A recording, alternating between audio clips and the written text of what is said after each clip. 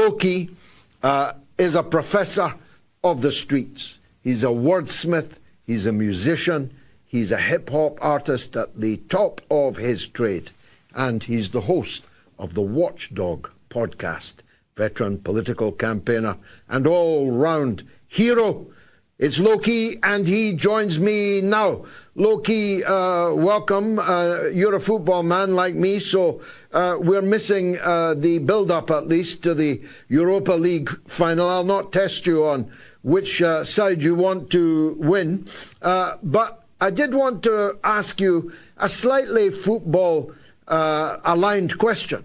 Gary Lineker, one of England's finest ever footballers, and definitely the BBC's best pundit, has been forced out of the BBC because he dared to raise a whisper of complaint about the mass murder in Gaza.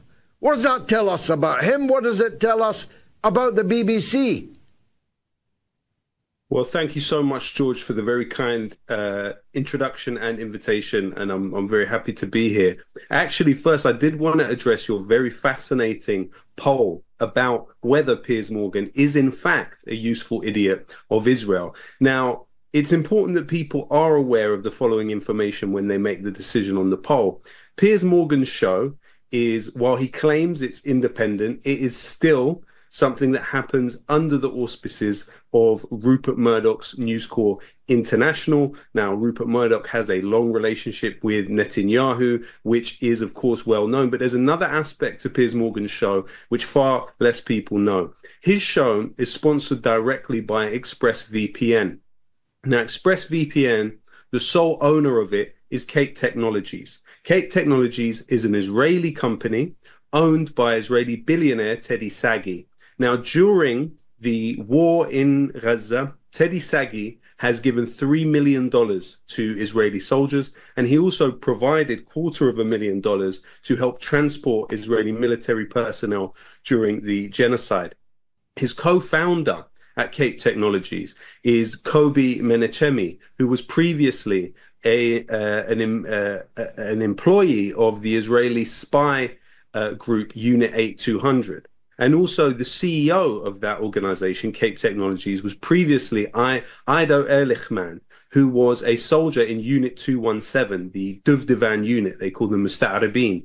They go disguised as Arabs to carry out intelligence operations and assassinations against Palestinians, as we have seen a plethora of this sort in the recent period in Gaza, in Jenin, and other places. And the current head of accounting at Cape Technologies, very likely to be the person who allocates funding towards Piers Morgan or any of the other podcasts who are also sponsored by the Cape Technologies company ExpressVPN, is Liron Peer, who is also an alumni of Unit 8200. So here we literally see Piers Morgan, probably unbeknownst to him. I think he's completely aware of Rupert Murdoch's inclinations and associations, but I don't think he's so aware that ExpressVPN is a Cape Technologies owned enterprise, and Cape Technologies is literally directly related to the Israeli military. You also have to remember that Teddy Sagi owns Camden Market. So I think that if you were looking at boycotting, Camden Market would certainly qualify with this relationship with Teddy Sagi. Now, in terms of the Gary Lineker question, we have to remember, George, that Gary Lineker has been subject to an Israel lobby campaign, as the highest paid employee of the BBC.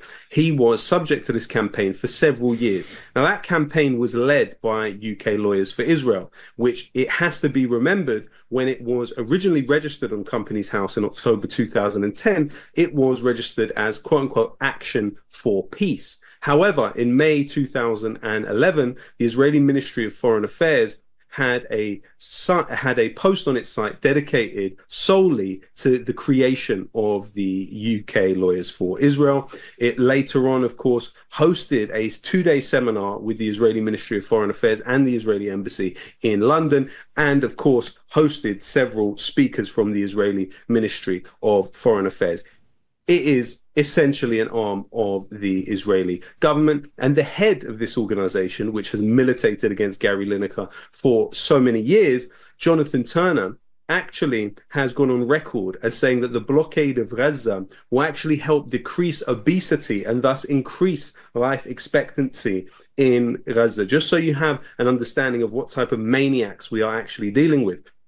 UK Lawyers for Israel went as far as bullying an NHS hospital to take, or lobbying an NHS hospital, I should say, to take children from Gaza's artwork out of the hospital. I mean, it's just beyond belief. They've even had a role in editing textbooks in this country on the content that relates to Palestine. But the bigger question, George, as you will well know, is what exactly is happening at the BBC.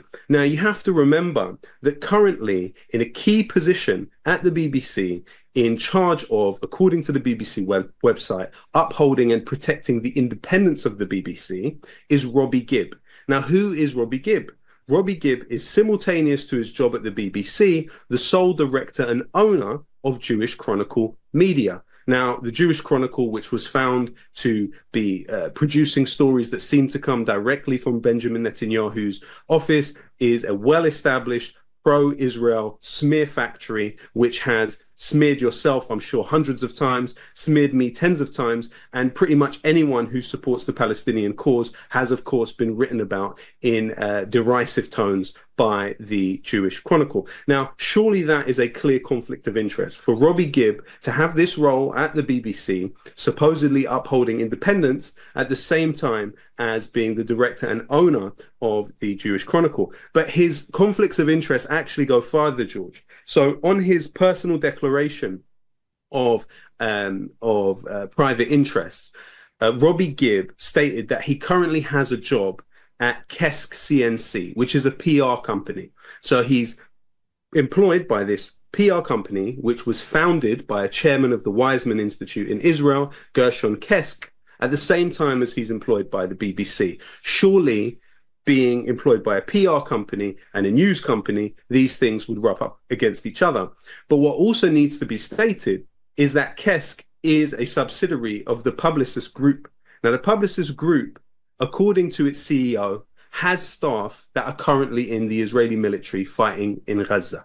Again, a massive conflict of interest. Also, Gibb has a paid role at JL Partners, which was founded by James Johnson, a pollster for Theresa May, and Tom Lubbock, a former pollster for the Conservative Party under Boris Johnson. But then you get to the question of the BBC's online Middle East editor, the very individual behind those headlines, which essentially put Palestinian deaths at the hands of Israeli soldiers in the passive voice and work to sort of invisibilize the Israeli bombs that fall on Palestinians. Well, who is that? That is Raffi Berg. Now, Raffi Berg is somebody that collaborated with Israeli intelligence personnel in order to write a book about them, and then was so happy with Benjamin Netanyahu's response that he framed the letter from Benjamin Netanyahu and put it on his wall. And that's right next to a framed picture of himself with the Israeli ambassador to the UK at the time,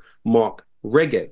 This is the person that is editing the headlines regarding Palestine and Gaza in the BBC. But I've also looked into it, George, and found several people who were employed by the BBC after being in the Israeli occupation forces. So, for instance, there's an individual by the name of Roni Belenki. She was a project manager at the BBC after being a commander in the Israeli military. There was even an individual by the name Eli Ovitz, who claimed to be an assistant producer for the BBC at the same time as being a spokesperson for the Israeli military. You also had Bar Ben Youssef, who was somebody that was a BBC scriptwriter after being a soldier in the Israeli military, and someone by the name of Shirona Partem, who was a BBC news producer after being in the Israeli military. And another glaring conflict of interest was Mark Berg, who went from being a BBC editor to then going and being director of BICOM, Israel's largest lobby group in this country. And guess what he did after several years working as director of BICOM? He went back to the BBC and worked on the show Hard Talk.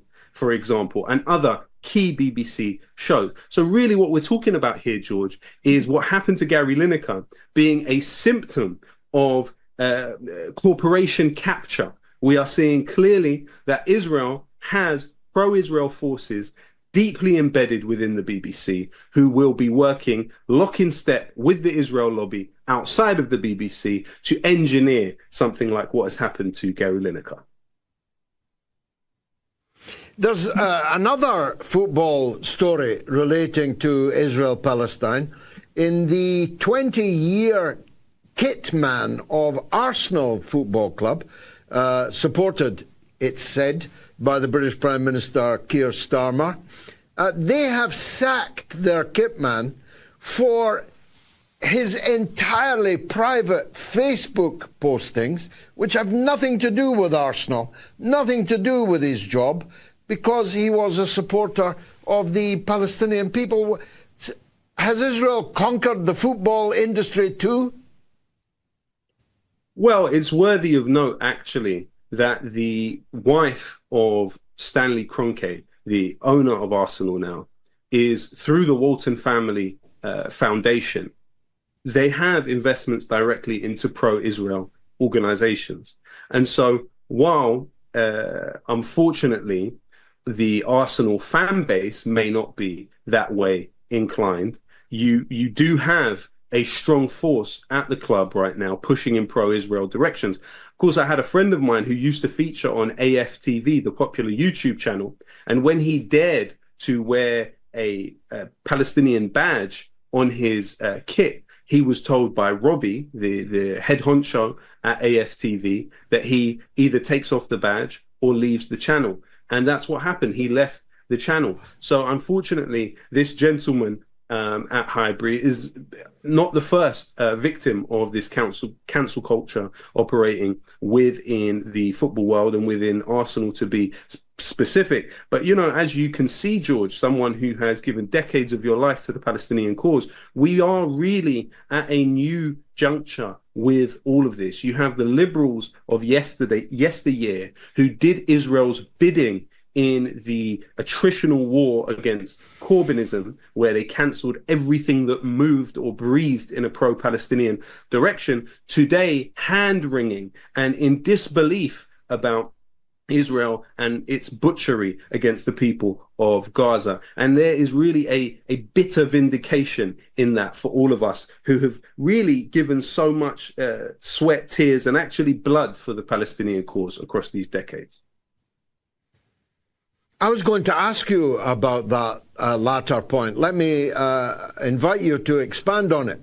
We now have the sight of the British Labour government, which has backed Israel's every move all this time, now trying to persuade us that they think Netanyahu is going too far.